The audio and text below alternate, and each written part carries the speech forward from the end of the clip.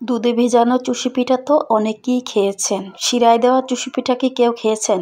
এভাবে একবার তৈরি করে দেখেন, দুধে ভেজানো চুষি পিঠা খাওয়ার কথা ভুলেই যাবেন।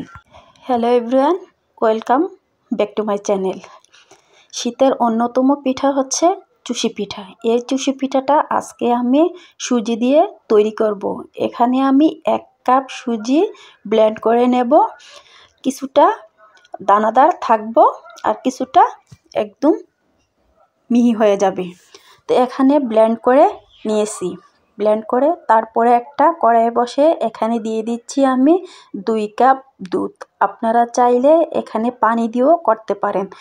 দুধটাকে একটু ফুটিয়ে নিচ্ছি। ফুটানোর পরে এখানে দিয়ে দিচ্ছি লবণ স্বাদ মতন। লবণটা দিয়ে এখানে ব্লেন্ডার করা সুজি দিয়ে দিচ্ছি।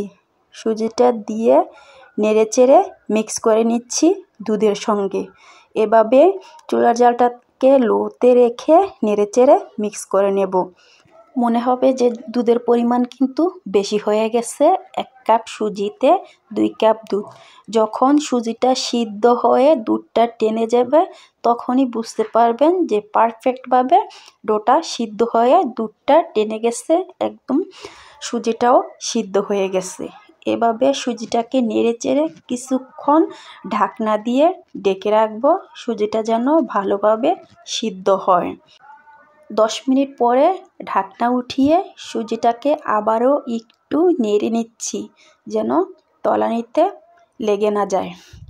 নেড়েচেড়ে সব দিক থেকে সমান করে তারপরে একটা ছড়ানো প্লেটে নিয়ে নেব যেন সুজিটা ঠান্ডা হয়ে যায়। যখন ঠান্ডা হয়ে যাবে সুজিটা তখনই কিন্তু হাত দিয়ে ভালোভাবে চেপে চেপে মেখে নিতে হবে। যত ভালো মাখা হবে তত কিন্তু পারফেক্ট একটা ডো হবে। এভাবে চেপে চেপে মেখে নিতে হবে।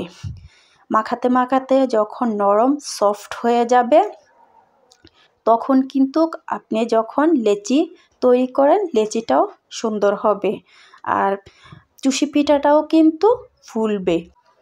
ভাজার পরে যখন চুষি পিঠাটা ফুলবে তখন কিন্তু এটাতে রস বেশি পরিমাণ যাবে, তখন চুষি পিঠাটা খেতে ভালো লাগবে।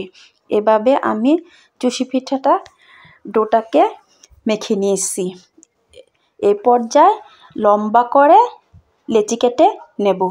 আপনারা চাইলে লেচি না কেটে কেচি দিয়েও কিন্তু কাটা যায় এই পিঠাটা।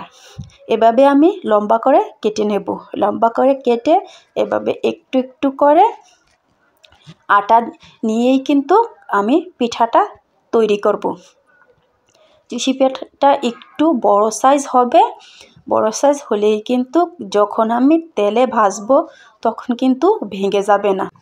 এখানে একটু আটা দিয়ে যদি আমি এভাবে চাপ দিয়ে তারপরে পিঠাটা তৈরি করে পিঠাটাও কিন্তু ঝরঝরে থাকবে, একটার সাথে আরেকটা লেগেও যাবে না, পিঠাটা কিন্তু সুন্দর হবে। এভাবেই কিন্তু সবগুলি পিঠা আমি তৈরি করে নেব। একটু আটা নিয়ে হাত দিয়ে একটু চাপ দিলেই কিন্তু পিঠাটা ভালোভাবে হয়ে যায়। 2 সাইড দিয়ে কিন্তু এরকম লম্বা লম্বাভাবে কোনা বের হয়। আপনারা চাইলে আরও মোটাও করতে পারেন, পাতলাও করতে পারেন। আমার কাছে মনে হয় যে এটাই কিন্তু পারফেক্ট। এর চেয়ে মোটা করলেও কিন্তু দেখতে ভালো লাগে না, আর এর চেয়ে চিকন করলে কিন্তু ভেঙে যায় আর গলেও যায়।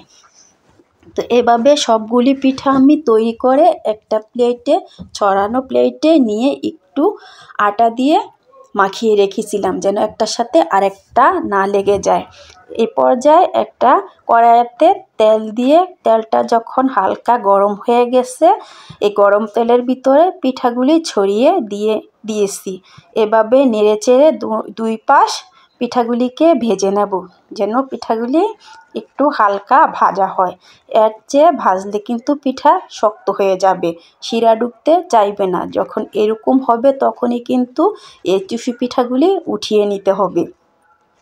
লালচে হয়ে গেলে কিন্তু করকরে হয়ে যাবে। এখানে দিয়ে দিচ্ছি আমি 1 কাপ পরিমাণ পানি আর দিয়ে দিচ্ছি 1 কাপ পরিমাণ চিনি।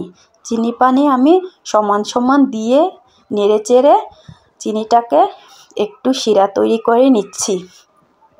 শিরাটা বেশি গাঢ়ও হবে না আবার পাতলাও হবে না, যেন পিঠাতে দিলে একটু পিঠাটা ভিজে এরকম পর্যায়ে কিন্তু রাখতে হবে। এখানে সেন্টের জন্য 2 টুকরো দিয়ে দিচ্ছি এলাচ।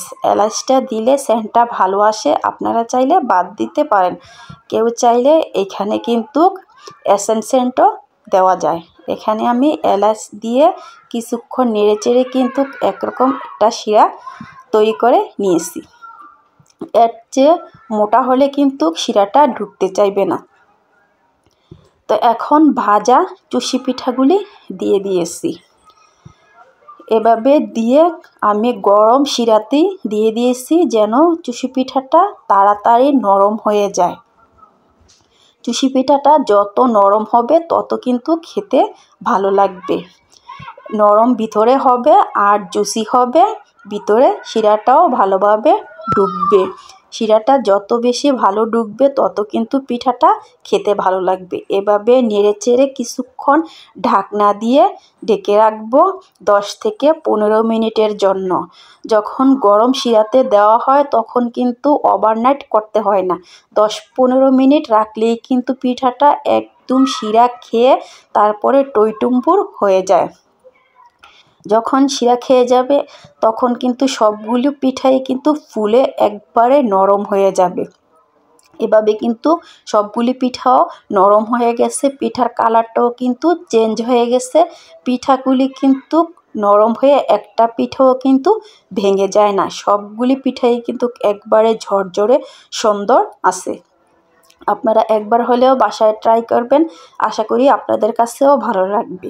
আমার বাসায় কিন্তু সবাই এই পিঠাটা অনেক পছন্দ করছে। এটা কিন্তু দুধে ভেজানো চুষি পিঠার থেকেও কিন্তু খেতে অনেক ভালো লাগে। এভাবে বাসায় আপনারা তৈরি করে দেখবেন, প্রত্যেকটা লোকই পছন্দ করবে। এই পিঠাটা তৈরি করা যেমন সহজ, খেতেও কিন্তু দুর্দান্ত স্বাদ হয়। এখন সবগুলি চুষি পিঠা দিয়ে উপরে দিয়ে দিচ্ছি, উপরে একটু জাফরান দিয়ে দিচ্ছি দেখার সৌন্দর্যের জন্য। আপনারা চাইলে বাদ দিতেও পারেন বা এখানে বাদাম যে কোনো ধরনের ড্রাই ফ্রুটসও দিতে পারেন। যে কোনো রকম বাদাম দিলেও কিন্তু খেতে অসম্ভব মজা হয়। একটা পিঠা আপনাদেরকে দেখাচ্ছি কতটা সফট হয়েছে ভিতরটা। এই যে ভিতরটা যেমন সফট হয়েছে রসের। যদি আমার রেসিপি ভালো লাগে প্লিজ লাইক করবেন, কমেন্ট করবেন, শেয়ার করবেন। তো আজকের মতো এই পর্যন্তই। আল্লাহ হাফেজ।